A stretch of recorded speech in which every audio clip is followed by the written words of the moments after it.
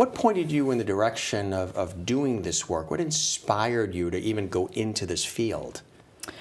Well, I grew up as an athlete, also on stage, played piano for a little bit as well. And, you know, I got to certain points in my life, probably starting middle school, high school, where I could have really used some more direction. I could have used some of these skills. I could have used somebody to talk to. Like a mentor. A mentor, yeah. And so when I really started getting into the psychology of things, I started branching that. I started seeing that fit for me, and that's really what worked. So what were some of those steps that you took? You know, you have the 5 modules for your clients. What were some of the modules you created for yourself early on? That's a good question. You know, I made sure that I had the appropriate education. I wanted to make sure I was a licensed counselor. I also wanted to make sure that I had the sport and performance aspect of that so that I could connect mind, body, energy pieces.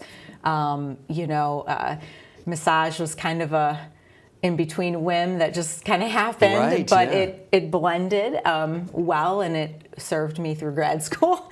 But I think I didn't really know that I was going to start Psych Edge until I started it. And so that kind of came up a little bit more abruptly, but that's okay, we're here. So that's right. I think it's more about working with the individuals, but also, you know, having the education and the experiences that I've had to kind of put into that. You mentioned you were an athlete. What sports did you play?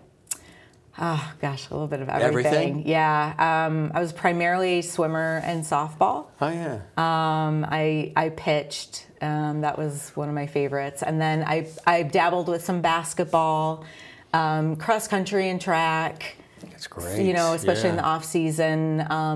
But yeah, a little bit of everything. At least I tried. So that's where the initial interest in all of this came your way. And then, of course, you got the degrees in kinesiology and psychology, right? And you apply both in your work. Tell us about that. So it's rather unusual for somebody like me to have both degrees. A lot of times people will have exercise science classes or kinesiology courses, and then they'll have the psychology courses where I have a full master's in both. Right. And then the kinesiology is where I specialized in sport and performance psychology. And so taking like exercise psychology, sports psychology, sociology of sport, things like that. And it helps me really bridge the gap, I believe, working with clients, like if they have injuries, concussions, they're physical therapists, they're chiropractors, sometimes even if they are talking to me about an ailment that they have, and maybe they haven't gone to the trainer yet or talked to somebody yet. And so I can recognize some of those things and encourage them. Or, you know, hey, even you could do some self-massage techniques and things like that. Yeah. So I feel like that is a big aid to my clients, that I have that knowledge and I can bridge that mind-body gap for them. But also, most in my field don't have it to the extent that I have that. For the audience watching, just in case there's anybody who might not be familiar with kinesiology, how do you define what it actually is?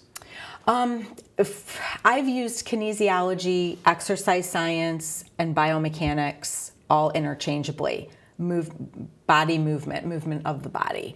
And so looking at if one shoulder is further up, right? Something like that, you can actually notice that, and then how it trails down. Oh, well, I could see this is off because of this, stuff like that. So there's a lot of balance involved, right? Keeping these aligned and balanced. Correct, yeah, the alignment of the body. We all try to do that in our lives, too, right? Balance our lives. Our checkbook, everything, right? It's all about career balance. And personal and balance and harmony.